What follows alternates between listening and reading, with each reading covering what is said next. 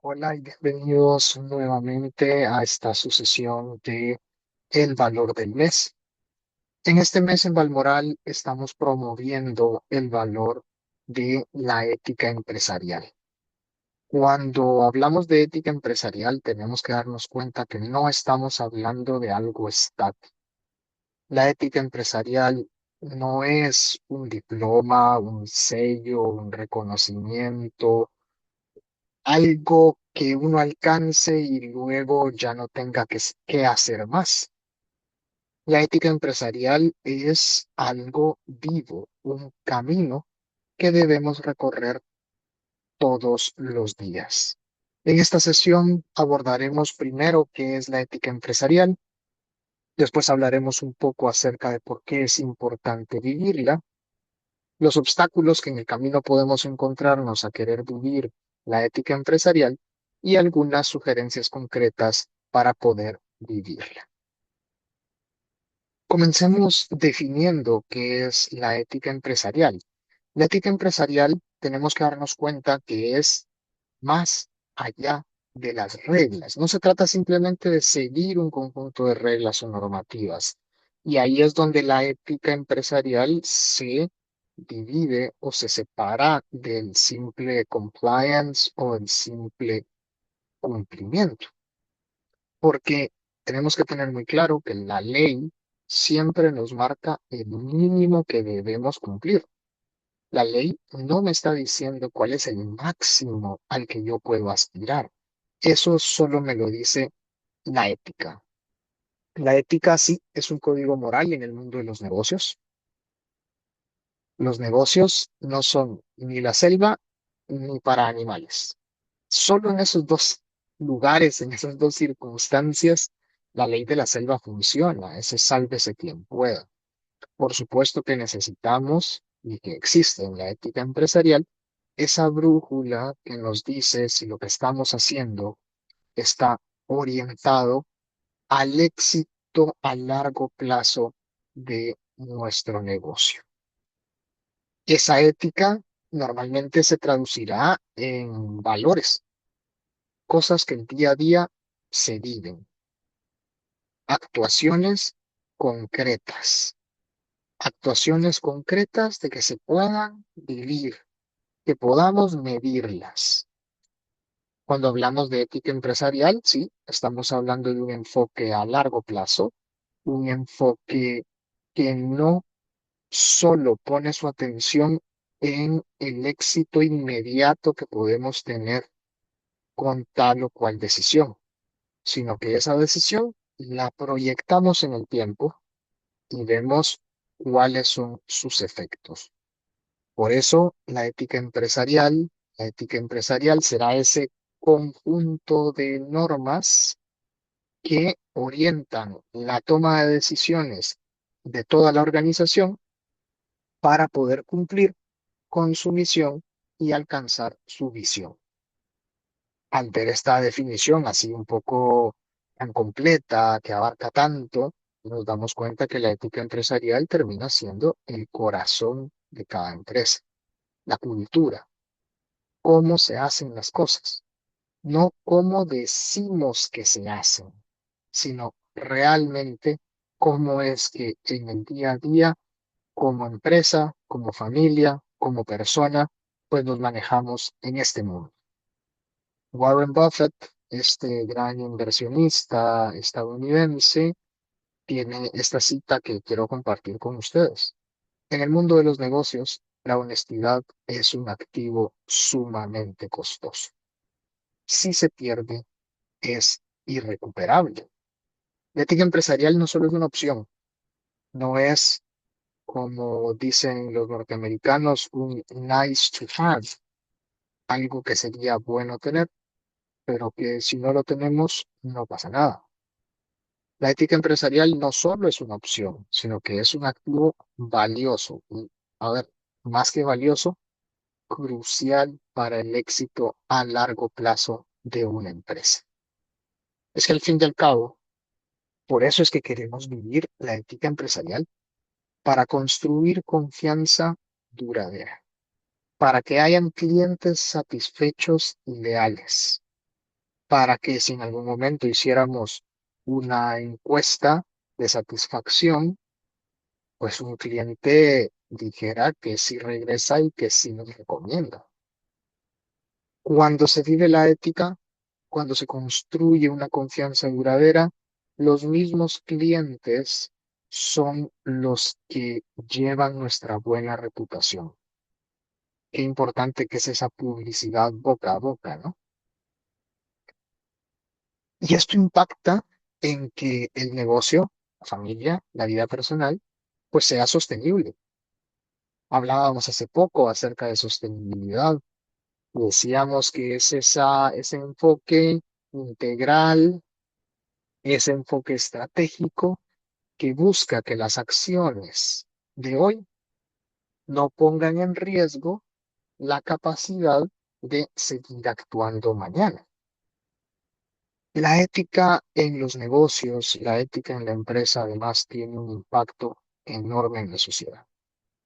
Las organizaciones, las empresas, no funcionan en espacios neutros, sino que manejan bienes sociales, manejan personas, manejan familias, manejan elementos que al final se vuelven culturales.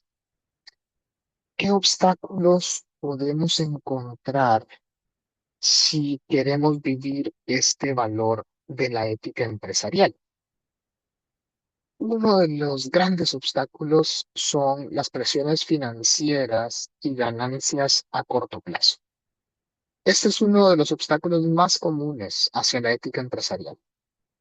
Ese deseo, esa impaciencia de obtener ganancias a corto plazo.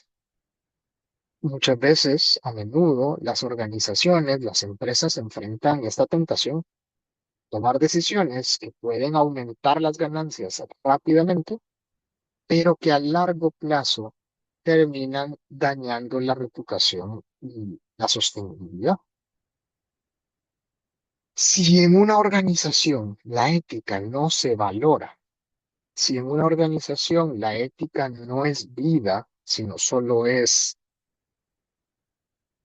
letra, por decirlo así, solo está en un manual, solo está en un póster, solo está, pero no se vive, entonces termina siendo más bien un obstáculo. Si los líderes, supervisores, jefes, gerentes, dueños, no están comprometidos con la ética, es difícil que en esa organización se viva. Otro obstáculo es la falta de transparencia. Cuando las organizaciones no son abiertas, no cuentan, tienen recelo a cuando alguien les pide cuentas. Cuando las organizaciones no son abiertas sobre sus prácticas y decisiones, entonces se crea un ambiente propicio para la falta de ética. Cuentas que no se auditan, eh, viáticos que no estamos seguros cómo se manejan, decisiones que no parece que fueran del todo objetivas. Y cuando tal vez nos da duda y preguntamos y nos encontramos con que no hay quien nos dé respuesta, pues claro que esto nos genera mala espina. Otro obstáculo muy fuerte para vivir la ética empresarial es una competencia voraz, una competencia desmedida, en la que podemos llegar a pensar que la única manera de sobresalir, de subsistir, de sobrevivir es con prácticas no éticas. O buscando esas ventajas competitivas, caemos en ese territorio de las prácticas no éticas.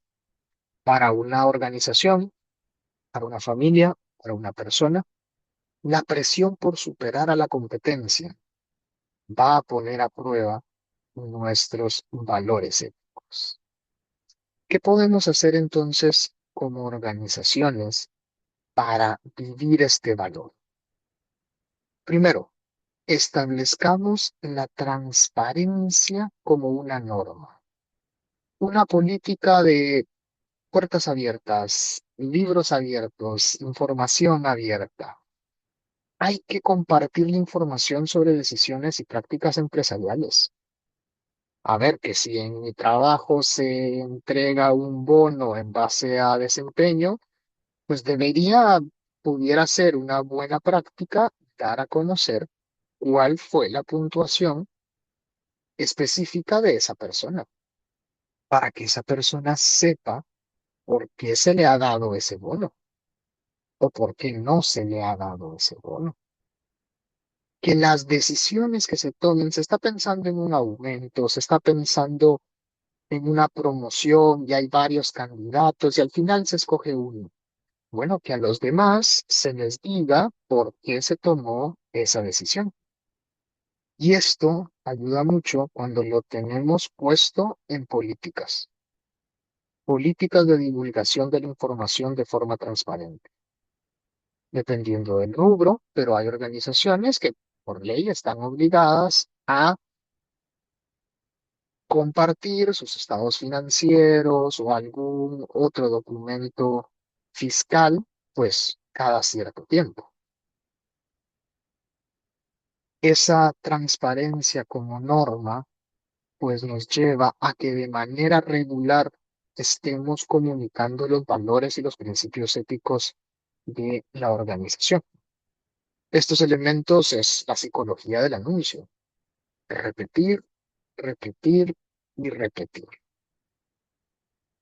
Segunda idea, empoderar a nuestros colaboradores, empoderar a los miembros de nuestra familia, que así como hablábamos de transparencia antes, fomentemos una cultura de comunicación abierta, donde nos puedan preguntar lo que quieran, donde en caso de duda, pues sepan que la puerta está abierta para hablar, establecer esos canales para que los colaboradores, para que sí, cada uno de nosotros podamos informar de inquietudes éticas. No siempre estamos hablando de denuncias éticas, no son inquietudes, situaciones ante las que me encuentro que no sé qué hacer. Por eso se aprecia mucho cuando el lugar donde uno trabaja nos da capacitaciones en ética. Cuando vamos analizando dilemas que nos pueden llegar a ocurrir y vamos aprendiendo cuál es la manera ética de enfrentar. En tercer lugar, tener esa visión de largo plazo e incluir estos dos elementos en nuestro árbol de decisiones, reputación y sostenibilidad. ¿Cómo afecta esto mi reputación? Si esto se hiciera público, ¿qué pasaría? Sostenibilidad. ¿Esto que estoy haciendo pone en riesgo la continuidad del negocio? Entonces evaluamos no solo riesgos financieros, sino también riesgos éticos. Y deberíamos tener indicadores de rendimiento ético. Cada uno de nosotros, dependiendo del rubro, dependiendo de su familia, dependiendo de sus circunstancias personales, pero identificar qué cosas me cuestan más y ver si las estoy viendo. La ética, decíamos, tiene que ser cultura.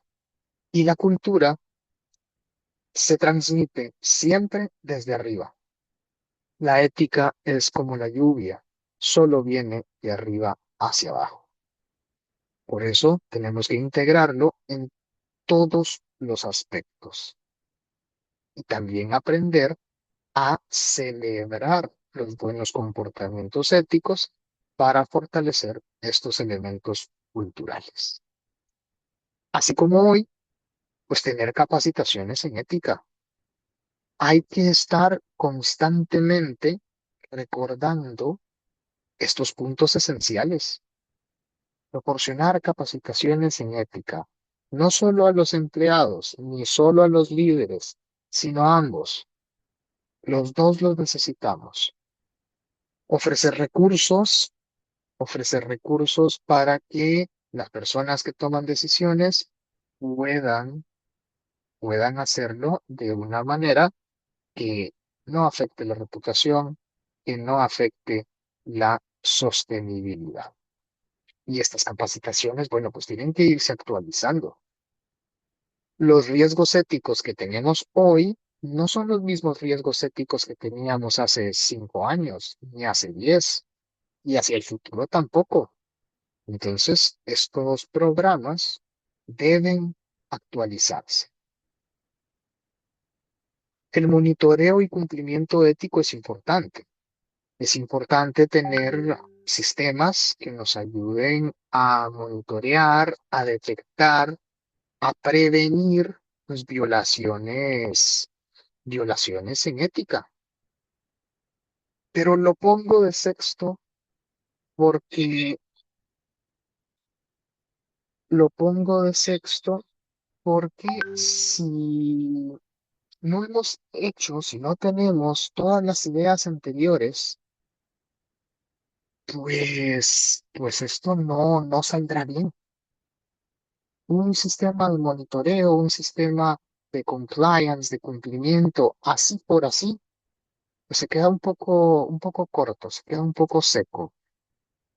Que también como colaboradores apreciamos mucho cuando se nos cuenta, cuando recibimos informes de cómo está percibida nuestra ética.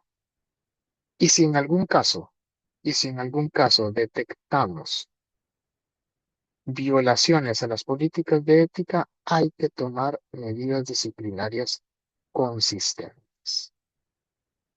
Porque el grave problema es crear un clima de iniquidad en la que al que hace algo bueno y al que hace algo malo se le trata de la misma manera. Y todo esto tiene que estar contenido en algún lado. Hay que desarrollar un código de ética. Si no se tiene un código de ética, un manual de comportamiento, un documento base, algo, pero que estén claras cuáles son las decisiones que se consideran apropiadas dentro de la empresa. ¿Qué tipo de comportamientos son recomendados? ¿Qué tipo de comportamientos son prohibidos? ¿Qué tipo de comportamientos son obligatorios o esperados? Y este código de ética pues tiene que comunicarse, porque claro, ¿de qué serviría? ¿De qué serviría tener un código muy bonito, muy bien estructurado, si mis colaboradores, si mis colaboradores no saben dónde encontrar? Así que en este mes, ¿qué acciones podrías tomar para contribuir aún más a una cultura empresarial ética? Cada uno de nosotros, en nuestro lugar de trabajo, ¿qué más podemos hacer? Hoy que hemos hablado de ética empresarial, que salgamos con este propósito renovado, comprometernos en ser un modelo de integridad, que cada acción, que cada decisión que vayamos tomando en nuestra vida esté orientada y esté respaldada por los valores. Como siempre, un gusto que nos hayan acompañado y les esperamos a la próxima.